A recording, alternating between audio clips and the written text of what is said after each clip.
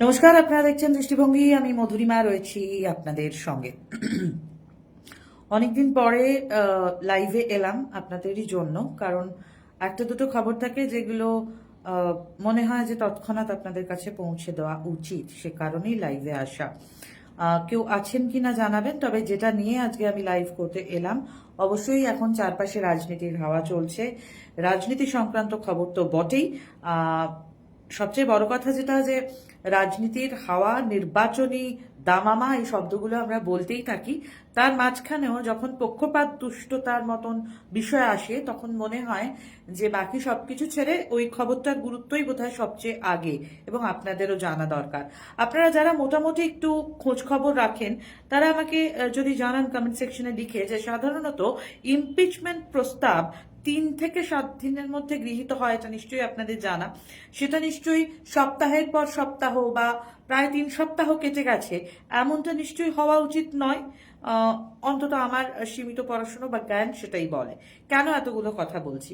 গণেশ কুমারের নাম এতদিনে আমরা সকলেই জানি, কারণ এই নির্বাচন কমিশন এবং এসআইআর সংক্রান্ত এত খবর আমরা নিজেরা পড়েছি বা আলোচনা শুনেছি।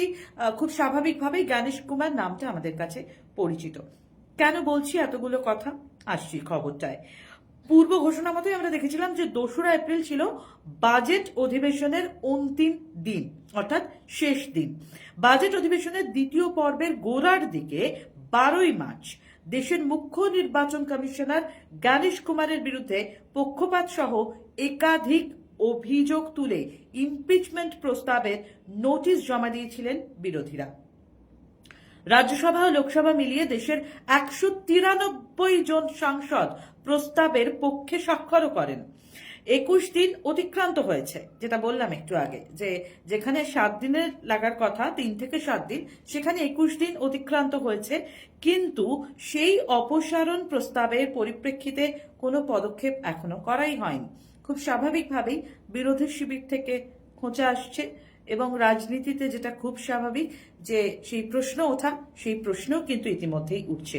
সাধারণত আমরা জানি ইমপিচমেন্ট প্রস্তাব 3 থেকে 7 দিনের মধ্যে গৃহীত হয়। এক্ষেত্রে কিন্তু 21 দিন অতিক্রান্ত, আবারও বলি, তারপরেও কোনো পদক্ষেপ করা হয়নি। জানিয়ে স্বাভাবিকভাবেই আক্রমণ জানিয়েছে তৃণমূল কংগ্রেস।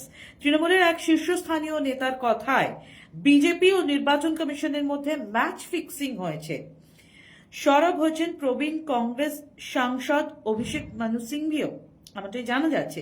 তৃণমূলের অভিযোগ কি? তৃণমূল বলছে বিজেপি সংসদকে হাস্যকর বস্তুতে পরিণত করেছে।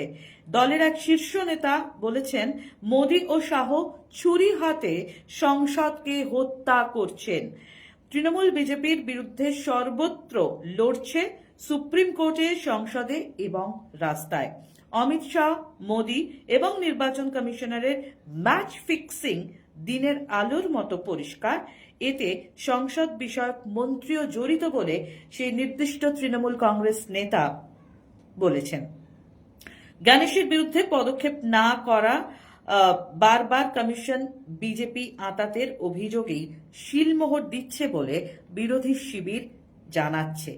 একটা আমার কথা নয় কিন্তু, প্লিজ আমার গায়ে ট্যাগগুলো লাগিয়ে দেবেন না। আমার মনে হলো, আমরা যেহেতু নির্বাচন কমিশনারকে নিয়ে গত কয়েক মাস ধরে বহু খবর দেখেছি, নির্বাচন কমিশন আদৌ পক্ষপাত দুষ্ট কি নাকি নয়, এই প্রশ্নও বারবার যখন আসছে, তখন এই তথ্যটা আপনাদের হয়তো ইচ্ছে করবে জানতে। যদি মিস করে গিয়ে থাকেন, সে কারণে এই তথ্যটা নিয়ে আজকের এই লাইভটা করলাম। গণেশ কুমার, এবং আমরা জানি নির্বাচন কমিশনের যে হয়রানির পর্বটা, আমার ক্ষেত্রে তো অনেক পরিচিত মানুষের ক্ষেত্রে দেখেছি যে নাজেহাল হয়েছেন কার্যত এসআইআর সংক্রান্ত বিষয়। কিন্তু মানুষজন, সাধারণ মানুষজনকে যদি এতটা নাজেহাল করা হয় এবং তার সঙ্গে যদি এই অভিযোগগুলো ওঠে, তাহলে একটা প্রশ্ন থেকেই যায় যে নির্বাচন কমিশন কি আদৌ পক্ষপাত দুষ্ট কি নয়, নাকি বিরোধীরা যে অভিযোগ তুলছে সেটার সত্যতা রয়েছে।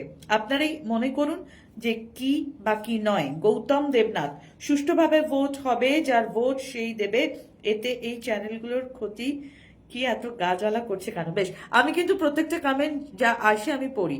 গৌতম দেবনাথ, আপনাকে স্বাগত দৃষ্টিভঙ্গিতে। যে হ্যাঁ, অবশ্যই আপনার একটা নেতিবাচক মন্তব্য আমি পড়লাম। নেতিবাচক কমেন্ট যখন আসে, আমরা সেটাও পড়ার স্পর্ধা রাখি, সাহস রাখি, এইটুকু তো নিশ্চয়ই নোটিস করবেন।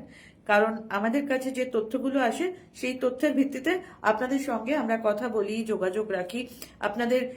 আপনাদের পাঠানো মেসেজে আমাদের ইনবক্স করে যায়, তো স্বাভাবিকভাবেই আপনাদের প্রতিটি মতামত, প্রতিটি দৃষ্টিভঙ্গি স্বাগত। শুধু বাস্তবটা একটু বুঝে নিতে চেষ্টা করবেন। আবারও বলছি, আমাকে ব্যক্তিগতভাবে কোনো রং আমার গায়ে দেবেন না। আমার কাছে যে তথ্যটা এসছে সেই তথ্যটুকু শুধু আপনাদের সঙ্গে শেয়ার করলাম। একটা প্রশ্ন রেখে গেলাম যে নির্বাচন কমিশন পক্ষপাত দুষ্ট কি নয়, কি মনে হয় আপনাদের? জানাবেন কমেন্ট সেকশনে। আজকের মতন, এখনকার মতন এই লাইভটা এখানেই শেষ করছি। যারা সঙ্গে আছেন ধন্যবাদ সকলকে।